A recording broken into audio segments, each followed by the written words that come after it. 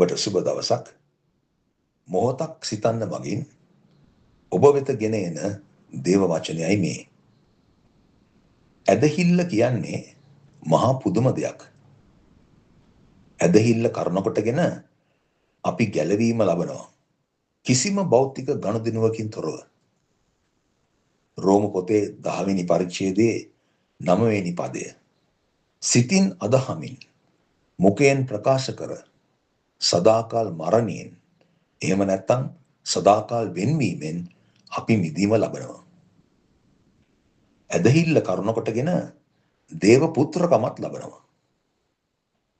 ක්‍රිස්තුස් වහන්සේ හා සමග හවුල් උරුමකාරයෙක් බවට පත් වෙනවා. ක්‍රිස්තුස් වහන්සේගේ කුරුස පූජාව මිල කරන්න බැරි යාගයක්.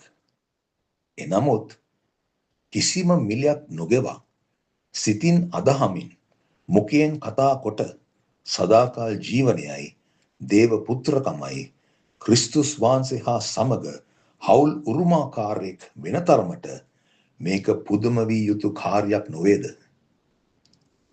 මේක සැබවින්ම දෙවියන් වහන්සේගේ කොන්දේසි විරහිත ප්‍රේමයයි.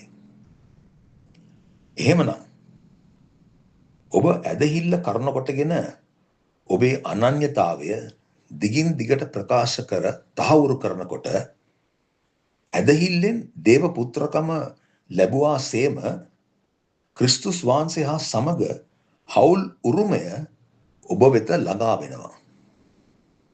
සෑම උදෑසනක්ම දවස ආරම්භ වෙනවත් එක්කම ඔබේ අනන්‍යතාවය ශබ්ද නගා ප්‍රකාශ කරන්න, ආත්මික තලයට දැනුම් දෙන්න. මම දෙවියන් වහන්සේගේ පුත්‍රයෙක්, ක්‍රිස්තුස් වහන්සේ හා සමග හවුල් උරුමකාරයෙක් යයි පවසන්න. හිතෝපදේශයේ 23 වෙනි පරිච්ඡේදයේ 7 වෙනි පදයේ කියනවා, තමාගේ සිතින් ගණන් ගන්නා ලෙසම ඔහු වන්නේය. වහල්කමේ සිතින් නිදහස් වෙන්න, පුත්‍රකමේ සිත පළඳ ගන්න. එනම් ඔබට ජේසු පිහිටයි. මම සහෝදර නිවිල්.